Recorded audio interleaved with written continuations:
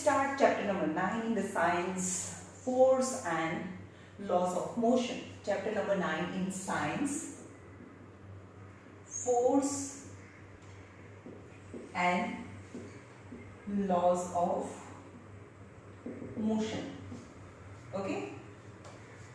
Now in the chapter number 8, આપણે શું જોયું? Position of an object, velocity and acceleration. Right? આપણે ડિટેલમાં ડિસ્કસ કર્યું. ઓકે? તો આપણે જોયું મોશન. મોશન મતલબ કોઈ એક ઓબ્જેક્ટ છે એની પોઝિશન ચેન્જ થાય, એક જગ્યાએથી હલીને બીજી જગ્યાએ જાય તો આપણે એવું કહી શકીએ કે એ મોશનમાં છે. અને એ પોતાની પોઝિશન ચેન્જ ના કરે એમ જ રહે તો આપણે એમ કહીએ સ્ટેશનરી છે. ઓકે? અને આપણે મોશનના બી ટાઈપ જોયા હતા in the previous chapter, uniform motion and non uniform motion. What is the uniform motion? એક સરખા ટાઈમમાં એક સરખું ડિસ્ટન્સ કવર કરે તો એ યુનિફોર્મ મોશન છે. પણ એક સરખા ટાઈમમાં એક સરખું ડિસ્ટન્સ કવર ના કરે તો એ નોન યુનિફોર્મ મોશન છે. And non uniform motion is also known as accelerated motion. Okay, now accelerated motion આપણે એને બી એવું બી કહેતા હતા એ કે વેરિયેબલ વેલોસિટી થી જાય છે, એટલે કે એની વેલોસિટી ચેન્જ થતી રહે છે. પણ એક સરખા ટાઈમમાં એક સરખું ડિસ્ટન્સ કવર કરે તો આપણે એમ કહીએ કે એ યુનિફોર્મ વેલોસિટી થી જાય છે.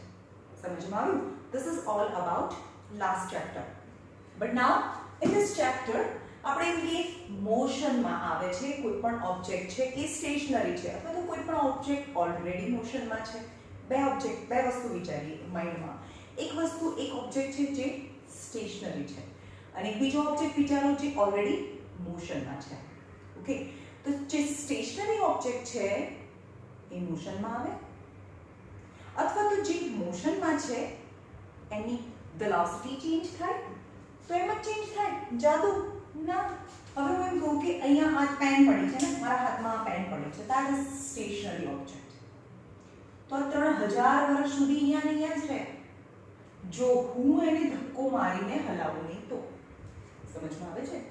ઓકે, જો કોઈ ઓબ્જેક્ટ છે એ સ્ટેશનરી છે તો એ સ્ટેશનરી પોઝિશનમાં જ રહે. ઓકે, અને કોઈ ઓબ્જેક્ટ મોશનમાં છે તો એનું મોશન ચેન્જ કરવું છે. સો ફોર એક્ઝામ્પલ તમે બાઇસિકલ લઈને જાઓ છો, રાઈટ, અને સ્પીડ એટલી જ છે પણ મારે અને હું પાછળથી જોરથી ધક્કો મારું, ધક્કો મતલબ પુશ, રાઈટ, તો એ જે સાયકલ છે એની સ્પીડ વધે. સમજમાં આવે છે? તો હા, મોશનનો ટાઈપ ચેન્જ થઈ ગયો, સ્ટેશનરીમાંથી એ મોશનમાં આવે અને ઓલરેડી મોશનમાં છે તો એની વેલોસિટી ચેન્જ થાય. નોટ નેસેસરી, એ તો ડિપેન્ડ કરે છે કે ક્યાંથી હું પુશ કરું છું કે ક્યાંથી પુલ કરું છું. હવે સાયકલ આમ જતી હોય ને હું સામેથી આવું તો તમારે જે વેલોસિટી છે એ ઓછી થઈ જાય તો બી બને, right? So in this chapter we will discover the answer of all these questions. કે હા ભાઈ, રેસ્ટ પોઝિશનમાં હતું એ ઓબ્જેક્ટ કેમ મોશનમાં આવ્યું? So we will not yet discover what are the causes of motion. મોશનનું રીઝન શું છે, કેમ મોશનમાં આવે છે. તો મેં એમ કીધું કે આ ઓબ્જેક્ટ છે મારી સ્કેચ પેન જે સ્ટેબલ છે, સ્ટેશનરી છે અને એ મોશનમાં કેમ આવે છે? એ હલે છે કેમ? કેમ? કારણ કે મેં એના પર ધક્કો માર્યો. બરાબર? જેમ કે આ છે પેન છે, એને હું ધક્કો મારું છું, પુશ કરું છું, તો any push or pull is known as force. સમજમાં આવ્યું? Any push or pull is known as a force. તો હવે મેં ધક્કો માર્યો કે પુશ કર્યો એવો વર્ડ હું યુઝ નહીં કરું. હવે હું કહું કે કોઈ પણ ઓબ્જેક્ટ પર ફોર્સ લગાડીએ તો એ મોશનમાં આવે.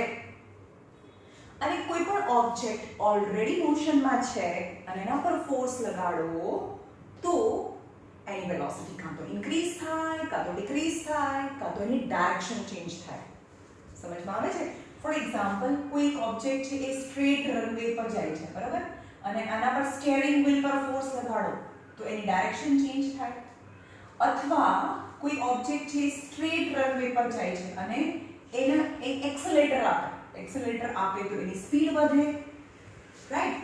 તો એનું મોશન ચેન્જ થયું ને, ઇટ્સ વેલોસિટી ઇન્ક્રીઝિસ અથવા બ્રેક મારે તો એ પણ એક કાઇન્ડ ઓફ ફોર્સ છે, તો એની velocity decreases or direction changes. So in short, when the force is applied on the body, what are the consequences? Effect શું આવે? કોઈ પણ ઓબ્જેક્ટ ઉપર ફોર્સ લગાડો તો શું થાય? કાં તો સ્ટેશનરી ઓબ્જેક્ટ છે એ મોશનમાં આવે.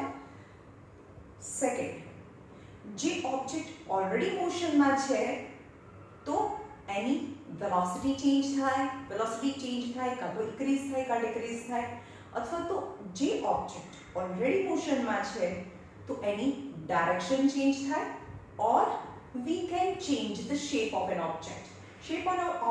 For example, I have a steel scale. સ્ટીલની જે સ્કેલ છે અને બંને બાજુથી હું એને ફોર્સ લગાડું તો એનો શેપ ચેન્જ થઈ જાય. રબર બેન્ડ છે એને હું ખેંચું તો એનો શેપ ચેન્જ થઈ જાય. તો ફોર્સથી three types of the changes you can make in an object. Stationary object come into motion. The object which is already in motion, you can change its velocity or change its direction. And third, you can change its shape, right?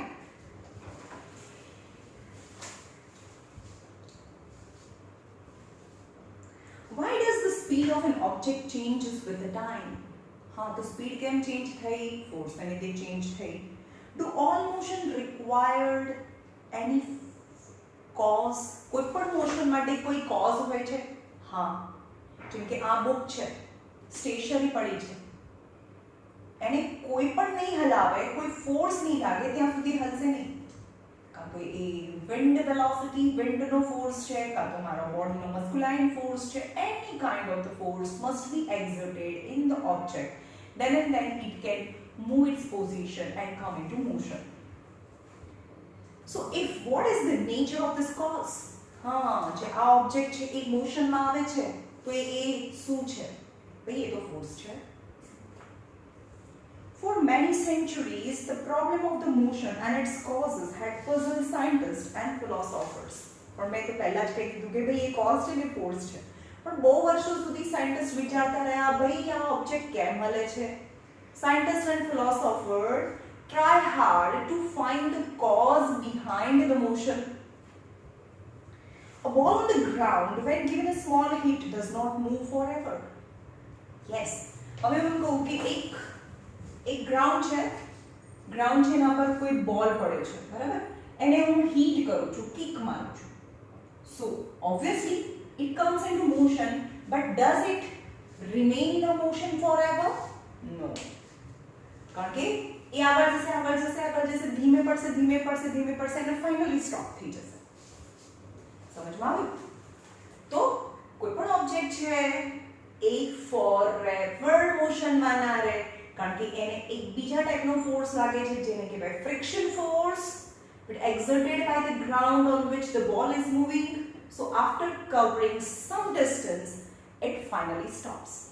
સમજમાં આવે છે? થોડું distance કાપીને એ પાછો ઊભો રહી જશે, કારણ કે જે ગ્રાઉન્ડ છે એ એને ફ્રિક્શન ફોર્સ ઓફર કરે અને બોલ છે, ભલે બોલ ગમે તેટલો બી સ્મૂથ થઈ લો, ગમે તેટલો બી સ્મૂથ બોલ હોય તો પણ, અને જે નીચેનું જે ડાયગ્રામ મતલબ નીચેનું જે ગ્રાઉન્ડ છે એને પણ તમે મિરર પોલિશ કેમ ના કરી દો, પણ આજે એને હીટ કરું તો ઇન્ફાઇનાઇટ ડિસ્ટન્સ સુધી જાય 5000 વર્ષ સુધી ચાલ્યા કરે ના. After covering, if it is so smooth, then it cover more distance, but then after covering more distance, it finally stops. Does not move forever. Such observations suggest that the rest is the natural state. હવે આ બધા observation, કોઈ પણ observation જોઈએ તો એ કોઈ પણ object છે મૂવીને ફાઇનલી તો બંધ થઈ જવાનું છે, તો આપણે એમ કહીએ કે રેસ્ટ છે ને એક નેચરલ સ્ટેટ છે. Galileo Galilei and Isaac Newton developed an entirely different approach to understand the motion. બે સાયન્ટિસ્ટ છે, Galileo Galilei અને Newton. Both the scientists worked on the motion and the cause of motion. Cause of motion is force. In our daily life, we observe that some effort is required to put a stationary object into motion or to stop moving object.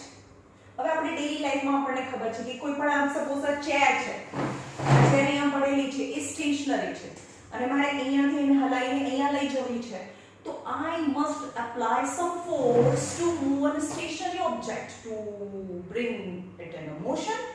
And if the object is already in motion, મોશનમાં જ છે, for example સામેથી કોઈ બોલ આવે છે જે મોશનમાં છે અને હું વચ્ચે હાથ રાખી દઉં, તો that offers some kind of the force, then the object which is in motion stops. એટલે કે કોઈ ઓબ્જેક્ટ છે જે સ્ટેશનરી છે એને મોશનમાં લાવવો છે અથવા તો મોશનમાં લાવવો છે ને સ્ટોપ કરવું છે, તો બંને કેસીસમાં એક રીઝન જોઈએ and that reason is force. We ordinarily experience that a muscular effort and say we must push or a hit or a pull on an object to change its state of motion. Right? કાં તો આપણે શું કરવું જોઈએ, આ ચેરને મારે હલાવવી છે, ગમે તેમ કરીને એને મોશનમાં લાવવી છે, તો હું પુશ કરું તો જાય અને પુલ કરું તો નથી થાય. Right? Any push or a pull is a reason behind the motion, and any kind of the push and pull is known as a force. The concept of the force is based on its push, heat or a pull. Push કરવું, heat કરવું, heat અને push બંને push ટાઈપના forces છે.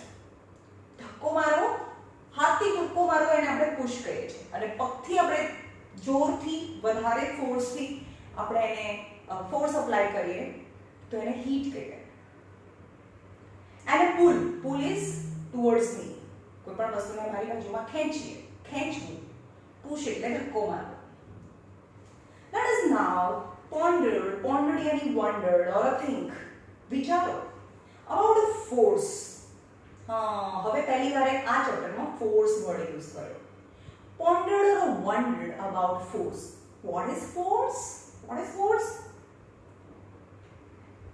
In fact, no one has seen, tested or felt a force. તમે કોઈ force ને જોયો છે કેવા કલરનો હોય? ક્યારે એને ચાખ્યો છે? Have you ever tested the force? Have you ever seen the force? No. આપણે ક્યારે force ને જોયો નથી, એને કેવો ટેસ્ટ હોય એ પણ નથી ખબર આપણને, કેવો સ્મેલ કરે એ બી નથી ખબર. However, we always see or feel the effect of the force. પણ આપણે effect of the force ને, for example આ છે, this is the effect of the force, that is the gravitational force. Different kind of the forces are there, તો આપણને એની effect દેખાય છે, effect દેખાય છે. અહીંયા બહાર પેલા ઝાડના પાંદડા હલે છે તો એ પણ એક ટાઈપનો ફોર્સ લાગે છે. સમ મોશન, કઈ વસ્તુ હલે છે તો એના પર કોઈ ફોર્સ લાગે છે. However, we always see or feel the effect of the force. It can only be experienced by describing what happened when the force is applied to the object. આપણે ખાલી ડિસ્ક્રાઇબ કરી શકીએ કે ભાઈ પેન નીચે પડી, ઝાડના પાંદડા હલ્યા, any event we can describe, but any happening of the event is, and the root is the force, the reason is the force. સમજમાં આવે છે? તમે કોઈ પણ ઇવેન્ટને ડિસ્ક્રાઇબ કરી શકો કે હા ભાઈ આ પેન ઉપરથી નીચે પડે છે, ઝાડના પાંદડા હલે છે, અથવા તો ખુરશીને આમ દૂર ખસેડો, ખસેડી મેં, તો આ બધી ઇફેક્ટ છે. પણ ખસેડી કારણ કે મેં એના પર ફોર્સ લગાડ્યો. આ પેન ઉપરથી નીચે પડે છે કારણ કે આના ઉપર કોઈ ફોર્સ લાગે છે. સમજમાં આવે છે? It can only be experienced by describing what happens when a force is applied to an object. Pushing, hitting and pulling. Pushing, hitting or pulling. Any push or pull is known as a force. Always are the way of bringing the object in a motion.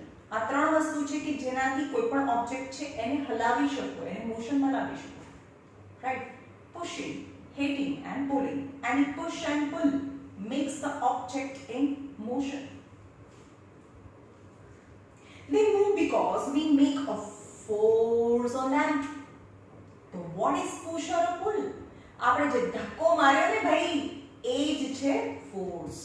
એટલે કે આપણે એના પર ધક્કો મારીએ છીએ એટલે કે any pushing is known as a force and force is the reason behind the motion. From your student in earlier classes, you are also familiar with the fact that the force can be used to change the magnitude of velocity of an object. Force થી શું થાય? Force can change, not only bring the stationary object in a motion, ખાલી જે વસ્તુ પડી છે એની મોશનમાં નથી લાવતું.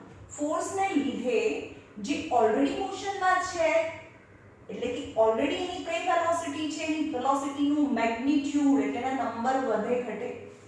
For example જેમ કે હું સાયકલ લઈને જાઉં છું, વેલોસિટી 5 મીટર પર સેકન્ડ ઓલરેડી, ઓકે 5 મીટર પર સેકન્ડ આ સાયકલ છે, આનો વેલોસિટી ઇઝ 5 મીટર પર સેકન્ડ અને તમારામાંથી કોઈ પાછળથી આવીને ધક્કો મારે છે, બે ટાઈમ છે મેં પાછળ આવીને ધક્કો મારે, so my cycle, the velocity, its number increases, now the speed increases. આપણે એવું બી કહીએ છીએ ને વેલોસિટી આપણે વર્ડ કન્ફ્યુઝ કરીએ છીએ, વેલોસિટી વર્ડ એવું યુઝ કરતા પણ આપણે કે ભાઈ સાયકલની સ્પીડ વધી ગઈ, હવે એની જે નંબર છે એ 8 મીટર પર સેકન્ડ થઈ ગયો. તો એમ જ થયું ને, એમ જ થયું ના, અહીંયાથી કોઈએ ધક્કો માર્યો, that is the push, right? હવે એમ કે સામેથી ટ્રક આવે છે બરોબર, બાહુબલી આગળથી ને ધક્કો મારે છે, સો સ્ટોપ ના થાય. પણ જે પણ આપણે એનિમેટેડ મૂવીઝમાં જોઈએ કોઈ મોશનમાં આવે છે ને આગળથી ધક્કો મારે તો એની વેલોસિટી ઘટે, right?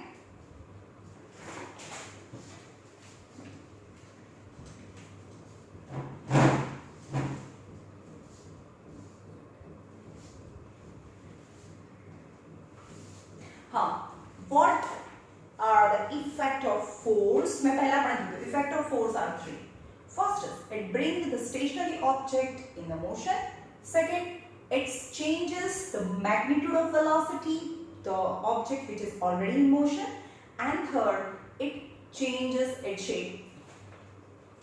It changes the shape and size of an object. બધા પોતાની ટેક્સ્ટબુક બી ખુલ્લી રાખે. Now the balance and unbalanced forces. Balance and unbalanced forces. For example, tug war. તમને ખબર છે tug war એટલે દોરડા ખેંચ. કે બંને સાઈડની ટીમ એક સરખી જ પાવરફુલ હોય તો શું થાય tug war માં? જેનો મિડલ પાર્ટ છે રોપનો, સપોઝ આ એની લાઈન ડ્રો કરી છે અને આ રોપ છે, બંને બધા બહુ બધા આ બાજુથી ખેંચે છે અને આ બાજુથી ખેંચે છે, that is a tug war.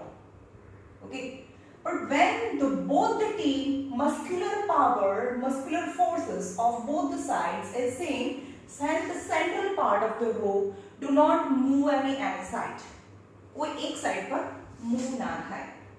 કેમ મૂવ ના થયો? और બીજું આપણે એમ કહીએ કે એક ટેબલ છે, ટેબલ ટોપ, એના પર એક બોક્સ ઓફ કાર્ડબોર્ડ અથવા તો બોક્સ ઓફ લાઇટ વુડ મૂકેલું છે. જેમ કે આ એક ટેબલ છે, એના પર એક પીસ ઓફ વુડ છે. હવે એને હું કોઈ એક સાઈડ મૂવ કરું, એના પર દોરી બાંધેલી છે બરાબર, બંને સાઈડથી દોરી બાંધેલી છે. This is the table and object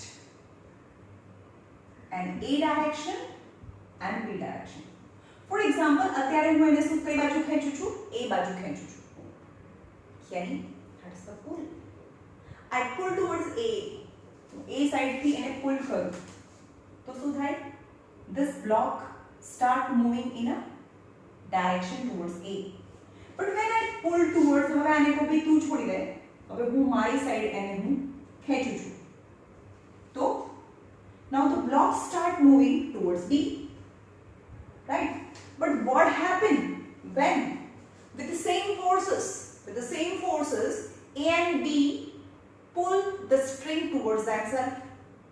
બંને ખેંચે છે, A પોતાની સાઈડ ખેંચે છે અને B પોતાની, B towards B and A towards A. So the position of the card box मतलब wooden box whatever, આ જે પોઝિશન ઓફ ધ બોક્સ છે એ doesn't move in any direction, એ કોઈ ડાયરેક્શનમાં નહીં જાય. તો એનો મતલબ શું થયો? અહીંયાથી જેટલો ફોર્સ લાગે છે, ફોર્સનું યુનિટ શું છે? ફોર્સનું યુનિટ ન્યૂટન છે, જે આપણે પાછળના સેક્શનમાં ડેરાઇવ કરશું. એટલે કે અહીંયાથી જે ફોર્સ લાગે છે, force of A and force of B is equal. So the box doesn't move in one particular direction. કોઈ એક ડાયરેક્શનમાં મૂવ ના થાય. તો જ્યારે બંને સાઈડના ફોર્सेस સરખા છે તો એનો મતલબ કે એના પર કોઈ ફોર્સ નથી લાગતો. જેમ પહેલા એમાં જેના પર કોઈ ફોર્સ નથી લાગતો તો પણ ત્યાં જ પડ્યું છે. અને હવે આના પર બે ફોર્सेस લાગે છે. Equal and opposite forces. Equal and opposite forces are known as balance forces. Balance forces. હવે ખબર પડી ને balance forces કોને કહેવાય? જેના મેગ્નીટ્યુડ બી સરખા હોય. મેગ્નીટ્યુડ એટલે 5 ન્યૂટન. સપોઝ આ બી 5 ન્યૂટન છે અને આ બી 5 ન્યૂટન છે. હવે હું 5 ન્યૂટન થી આમ ખેંચું છું અને બીજો માણસ 5 ન્યૂટન થી એની સાઈડ કોઈ ખેંચે છે. The equal and opposite forces, then the object will not move in a one particular direction. કોઈ ડાયરેક્શનમાં ના જાય. ઓકે, પણ ઇક્વલ ફોર્सेस લગાડો ને તમે એક જ ડાયરેક્શન્સમાં લગાડો. ફોર એક્ઝામ્પલ અહીંયા છે, અહીંયા A છે, એ પણ 5 ન્યૂટન લગાડે અને B પણ 5 ન્યૂટન લગાડે. Equal forces but the same direction, that are not balance forces. The total force in one particular direction is 10 Newton, so this box start moving in the forward direction. સમજમાં આવે છે? તો equal and opposite forces are known as balance forces. Under the effect of balance forces, the body will not move in any particular direction, remain in the state of rest. એટલે કે એના પર કોઈ force નથી લાગતો એવું જ વિચારી લેવાનું જ્યારે એના પર બેલેન્સ ફોર્सेस લાગે. તમે ટેક્સ્ટબુકમાં બી ખોલીને જોઈ શકો છો. હવે કોઈ બહુ મોટું બોક્સ છે, અને તમારા ક્લાસમાં બે છોકરાઓ, બહુ મોટું બોક્સ છે, રાઈટ? અને આ ગ્રાઉન્ડ છે અને બે સ્ટુડન્ટ છે જેના પર ધક્કો મારે છે. Two students try to move this box in one direction. એટલે એને મૂવ કરવાની ટ્રાય કરે છે. When they push, but that doesn't move. કારણ કે હું જો આ જે છે ને વેક્ટર એની ડાયરેક્શન્સ છે એનો એરો બતાવું છું, એ બતાવે છે મેગ્નીટ્યુડ પણ. બરાબર?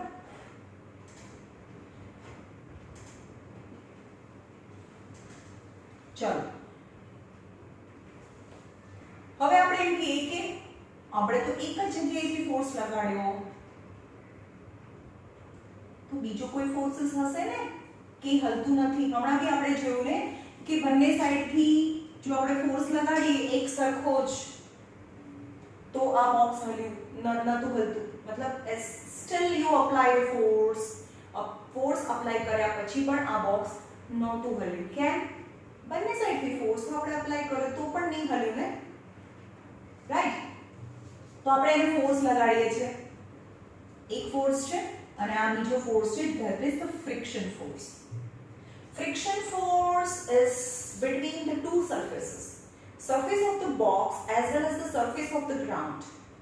So little up downs of the boxes, it's tightly packed with the up downs of the ground. સમજમાં આવે છે? કોઈ પણ ઓબ્જેક્ટની સરફેસ છે તમે એટલી સ્મૂથ ના કરી શકો. બંને સરફેસ છે એના પર થોડી રફ સરફેસ છે, તો આની રફ સરફેસ અને જે ગ્રાઉન્ડની રફ સરફેસ છે એકબીજા સાથે ટાઇટલી પેક થઈ જાય અને પછી તમે એને ધક્કો મારો તો એ આગળ મૂવ ના થાય, કારણ કે આ ગ્રાઉન્ડ એને પકડી રાખ્યું છે, આગળ મૂવ ના થાય. એટલે કે આ ફ્રિક્શન ફોર્સને ઓવરકમ કરો એટલો ફોર્સ તમારે બોક્સ ઉપર લગાડવો પડે. એટલે કે when you just apply little force, the box will not move at all. પણ હવે બીજો કેસ કરીએ કે એ જ બોક્સ છે, ફ્રિક્શન ફોર્સ તો સેમ છે, ફ્રિક્શન ફોર્સ, પણ તમે એને વધારે ફોર્સ આપો છો, હે ને? અહીંયા બતાવેલું છે. તો અહીંયા કેવું હશે? કે જેટલો ફોર્સ આપીએ છે એટલો એનો ફ્રિક્શન ફોર્સ છે, એટલે કે આ બેલેન્સ ફોર્સીસ થયા. પણ વધારે ફોર્સ લગાડો તો એટલો જ ઓપોઝિટ ડાયરેક્શનમાં ફ્રિક્શન ફોર્સ લગાડે તો પણ એ બંને બેલેન્સ ફોર્સીસ છે, એટલે પણ no movement, no motion. Okay, but now the third case, in the third case you apply very hard force. બહુ તમે જોરથી ધક્કો મારો છો એ બોક્સને, રાઈટ? બહુ વધારે ધક્કો મારો છો અને એની કમ્પેરમાં ફ્રિક્શન ફોર્સ ઓછો છે તો this box start moving in a forward direction. સમજવાય? હવે આપણે એમ કહીએ કે હું તો આ દિવાલ છે, દિવાલને હલાવીશ. હવે જરૂરી નથી કે ફોર્સ આપો એટલે મોશનમાં આવે જ. ફોર્સ આપો અને મોશનમાં ના આવે તો એ મતલબ કેમ શું કહું તમને, મોશનમાં આવવું જરૂરી છે. મોશનમાં ના આવે તો તમારે સમજવાનું કે બેલેન્સ ફોર્સીસ છે. હમણાં આપણે જોયું ને બેલેન્સ ફોર્સીસના અંડરમાં કોઈ પણ ઓબ્જેક્ટ છે એ મોશનમાં ના આવે. ફોર એક્ઝામ્પલ આ દિવાલ છે અને ગમે તેટલો બી ધક્કો મારું તો એ હલવાની નથી. કેમ કેમ નહીં હલે? કારણ કે બેલેન્સ ફોર્સીસ છે. હું જે આપું છું એટલો એ પણ મારી સામે મતલબ એ મોશનમાં આ જે વોલ છે એ હલે નહીં, રાઈટ? કારણ કે એ નીચેનું જે ગ્રાઉન્ડ છે એની સાથે ફિક્સ છે. કેમ ફિક્સ છે? કારણ કે એની સાથે ફ્રિક્શનથી જોડાયેલી છે. ફ્રિક્શન ના કહેવાય પણ કોન્ક્રીટથી જોડાયેલી છે, એ સળંગ છે. ઓકે,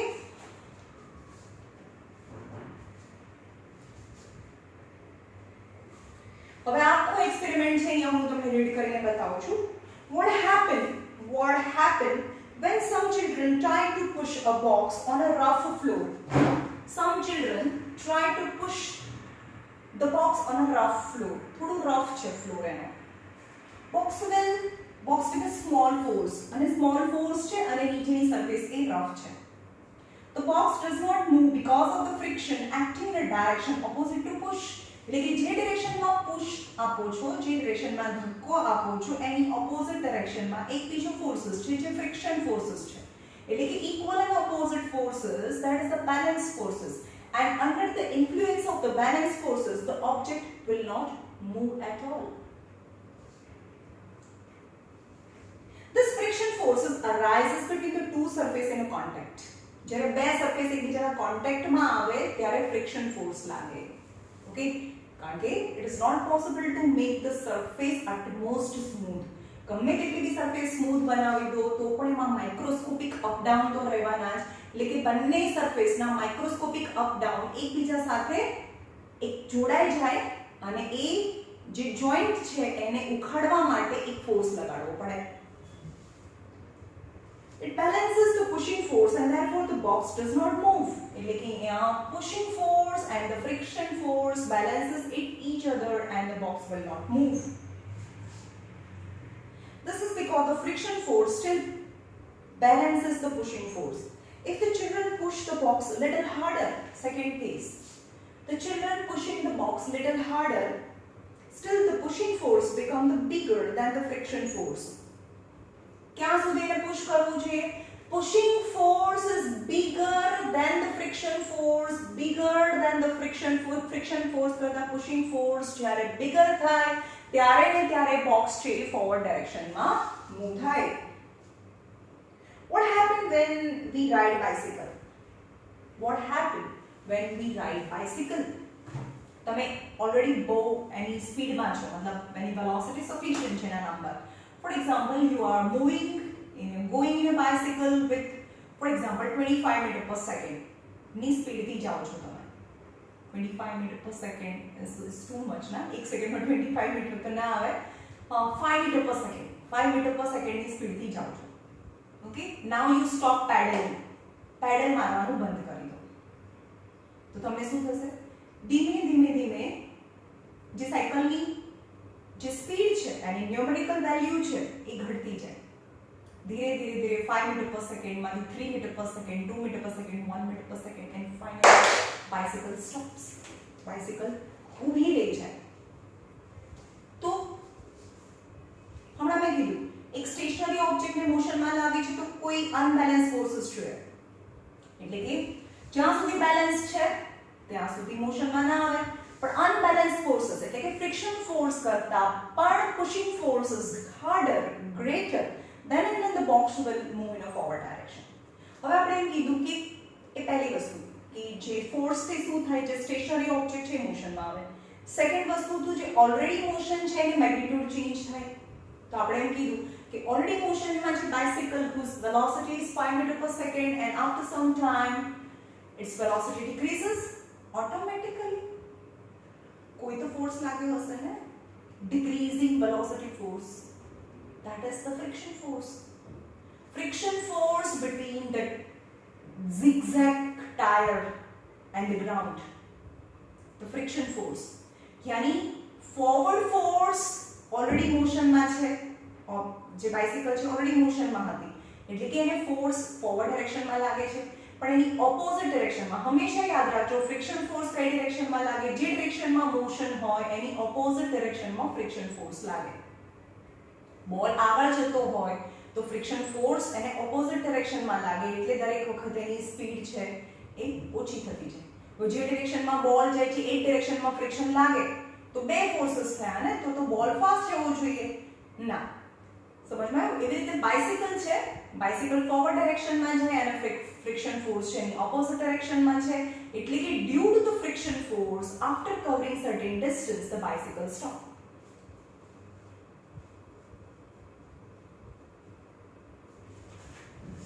બાપરે.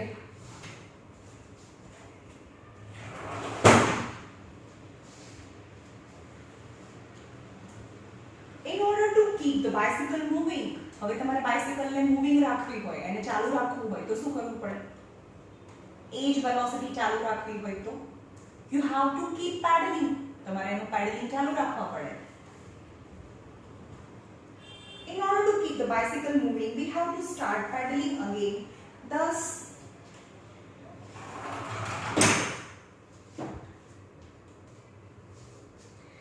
appears that an object maintains its motion under the continuous application of unbalanced forces. Okay, एक मिनट एसी चालू कर दो.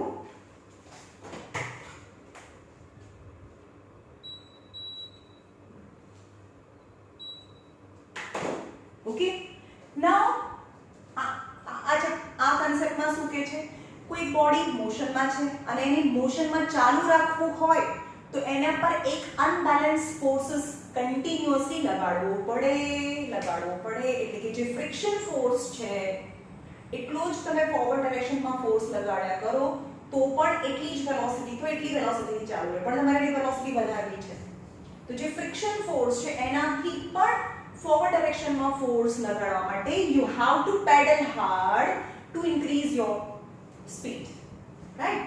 સો તમારે એની જે પણ વેલોસિટી છે મેન્ટેન કરવી હોય અથવા તો એની વેલોસિટી વધારવી હોય તો તમારે પેડલિંગ કરવું પડે. અને what is pedalling? you are maintaining unbalanced forces. યાદ રાખજો, unbalanced forces bring the stationary object into motion, and the object is already in motion, and if you want to keep its motion continuous, then also you have to apply unbalanced forces. For example, pedaling. For example, કોઈ બોલ આવે છે, તમે એકવાર એને મારી દીધું તો એ મોશનમાં છે, ધીમે ધીમે એ ધીમે થતું જશે, ગ્રેજ્યુઅલી ઇટ્સ વેલોસિટી ડિક્રીઝ. પણ હજી ધીમો થઈ જાય એના પહેલા ફરીથી એના પર બેટ મારી દો તો તમે શું કર્યું, જે ફ્રિક્શન ફોર્સ છે એના કરતા પણ વધારે કિક મારી, મતલબ એ પુશ કર્યું તો આના કરતા વધારે સેમ નહીં ને, સેમ હોય તો બેલેન્સ, મતલબ you apply unbalance forces to continue motion of the ball or to continue your motion of your bicycle.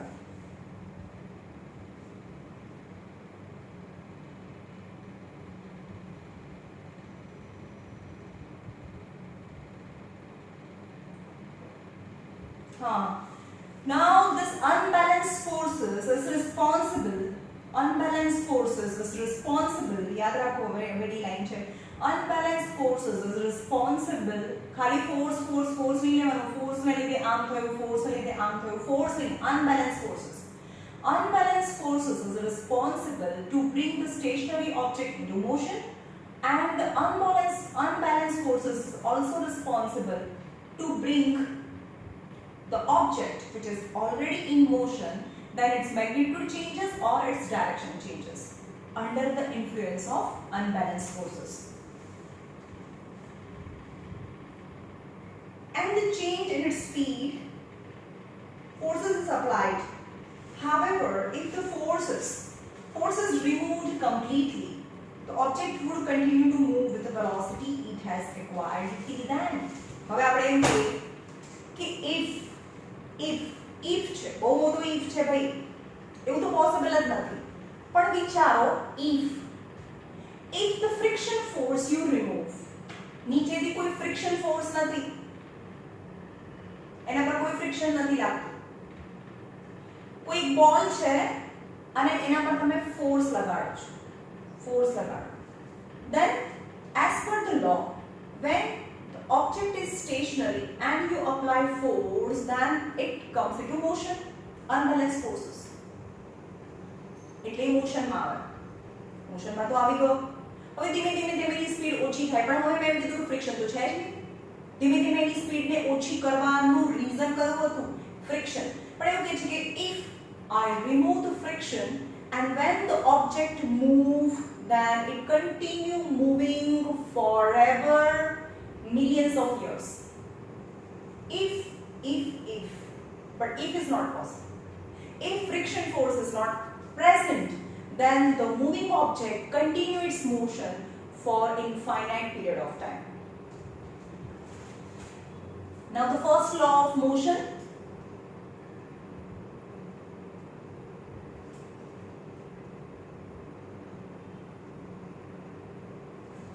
ચલો યાદ રાખીએ. અહીંયા મેં ખાલી ઇન્ટ્રોડક્શન પાર્ટ કર્યો છે. કાલે આપણે જોઈશું ફર્સ્ટ લો. ટોટલ 4 ડેઝ ચાલશે આ chapter. First law, second law, third law and fourth law. Right? It's a very, very interesting chapter. You know this chapter will continue in 10th standard as well as in 11th and 12th standard. 11th and 12th standard ma just same name of the chapter, Newton's law of motion, first law, second law and third law. But this chapter will be beyond go it's your imagination. કેટલા level સુધી તમને લઈ જશે આ જ chapter ને. So it is your fundamental chapters for your higher studies. So I request બધાને કહું છું કે આ ચેપ્ટર બહુ એન્જોય કરજો. ઓકે, ચાલો.